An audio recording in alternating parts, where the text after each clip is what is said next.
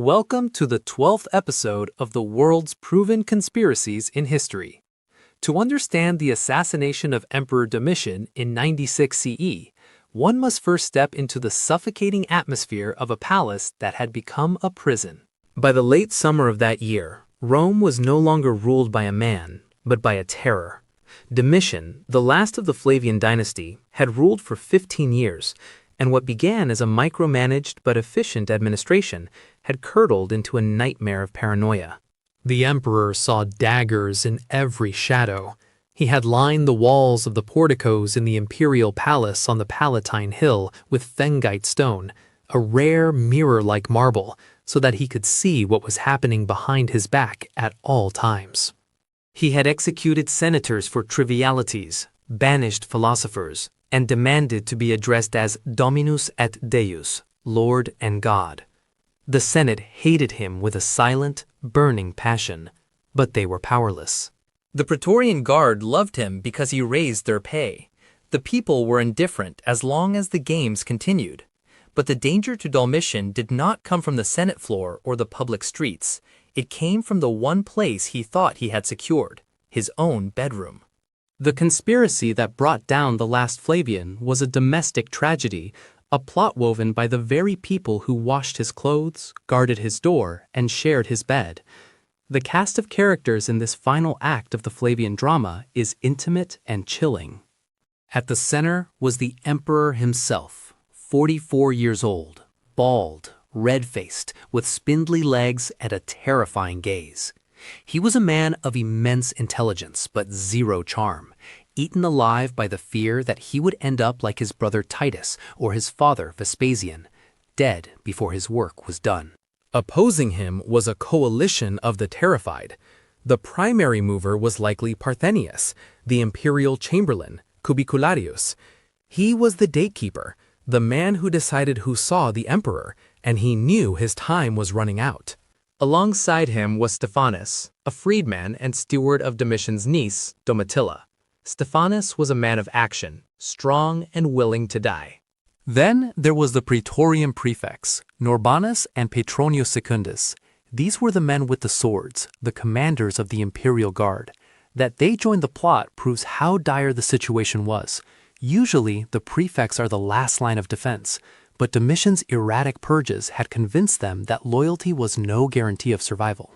And hovering in the background, silent but significant, was the empress, Domitia Longina. She had been exiled, recalled, and lived in a state of cold war with her husband. While her direct involvement is debated by historians, her knowledge of the plot is almost certain. She was the one who could open the doors that were locked to everyone else. I am Czar, educating the common man about famous conspiracies of our history. If you like my content, kindly subscribe and comment. The date was the 18th of September, 96 CE. The time was the 5th hour, roughly approaching midday. This was a specific choice. Domitian had a rigid routine.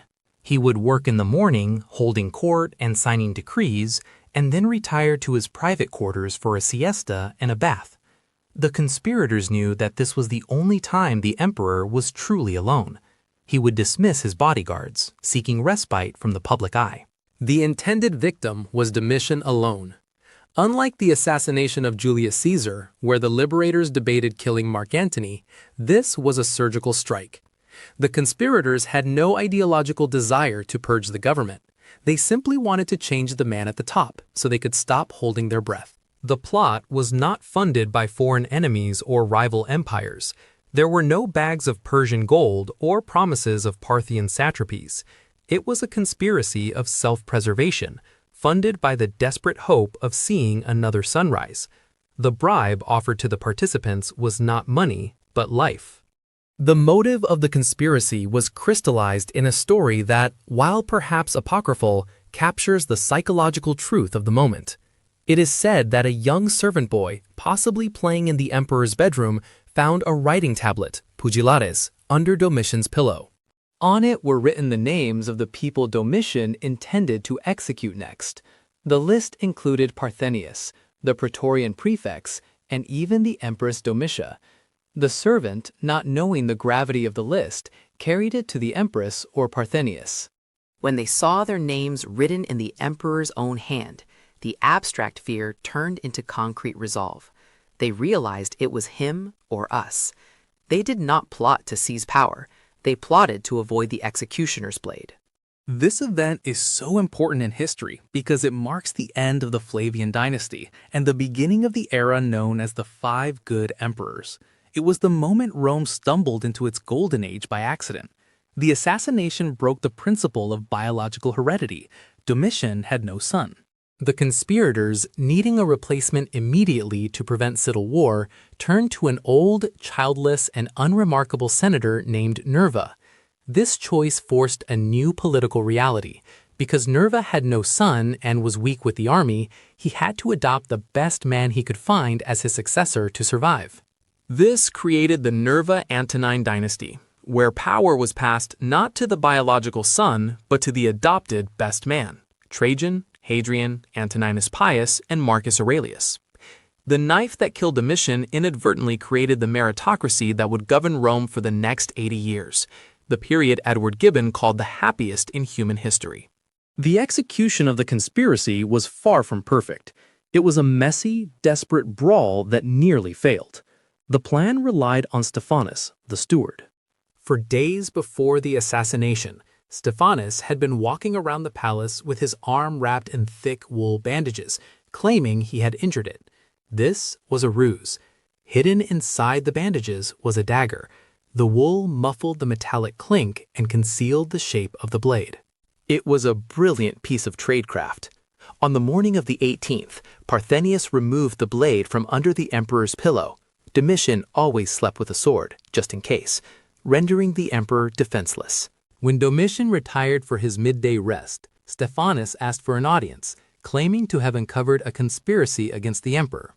Domitian, always obsessed with plots, let him in. Stephanus handed him a scroll containing the details of the fake plot. As Domitian read it, distracted and horrified, Stephanus drew the dagger from his bandaged arm and struck. He stabbed the emperor in the groin. But Domitian did not die immediately. He was 44 years old and physically strong. He roared in pain and lunged at Stephanus. A savage wrestling match ensued. The emperor, bleeding profusely, tried to gouge out Stephanus's eyes with his fingers. He screamed for his servant to bring him the sword from under the pillow, but the servant found only the hilt. The blade had been stolen.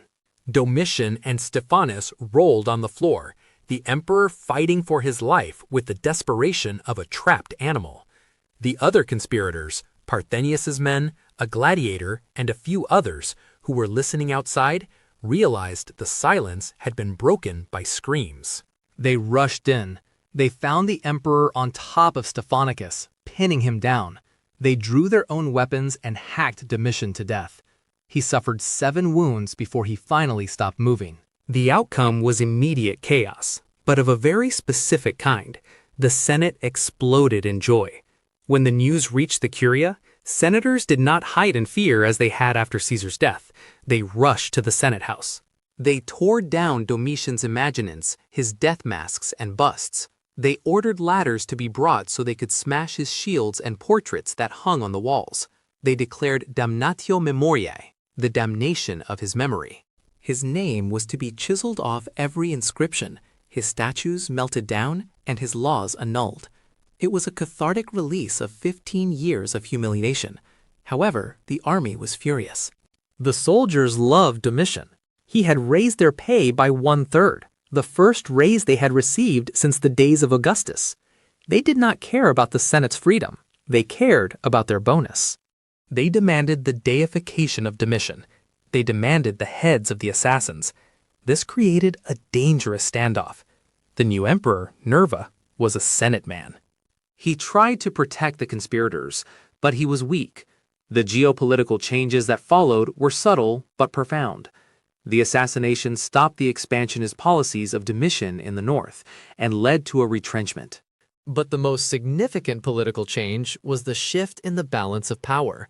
The Senate thought they had won. They thought they had restored the Republic in spirit, if not in name. They were wrong. The aftermath of the assassination proved that the true power in Rome lay with the Praetorian Guard and the legions on the Rhine. A year after the murder, the Praetorian prefect Casperius Aelianus, who had been loyal to Domitian, led a mutiny against Nerva. He besieged the palace, took the new emperor hostage, and forced Nerva to hand over the assassins of Domitian. This is the tragic fate of the witnesses and the participants. Parthenius, the chamberlain who had organized the plot to save his own life, was dragged out of the palace by the guards. They did not just kill him, they tortured him.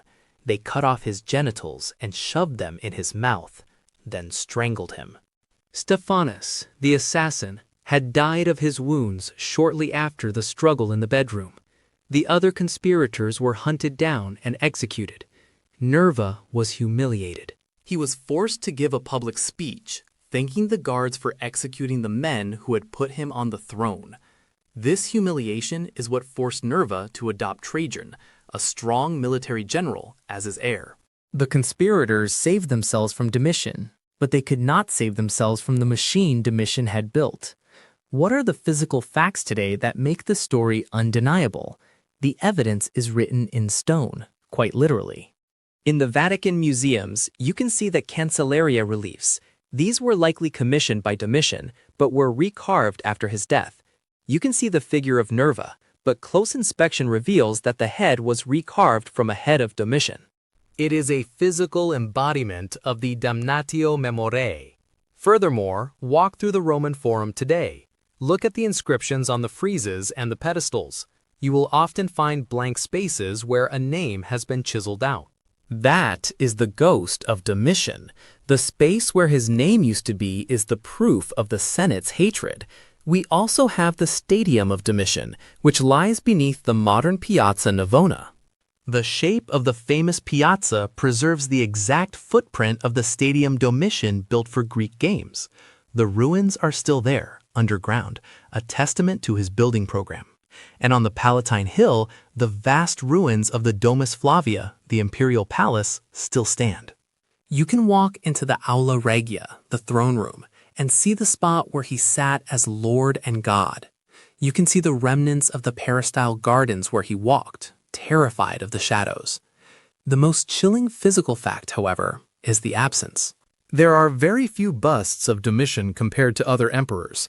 Most were melted down or recarved. The scarcity of his image is the most potent proof of the conspiracy's success. They killed the man, and then they killed his history. The assassination of Domitian teaches us that a tyrant can control everything, the laws, the army, the treasury, but he cannot control the fear of the men who stand behind his chair.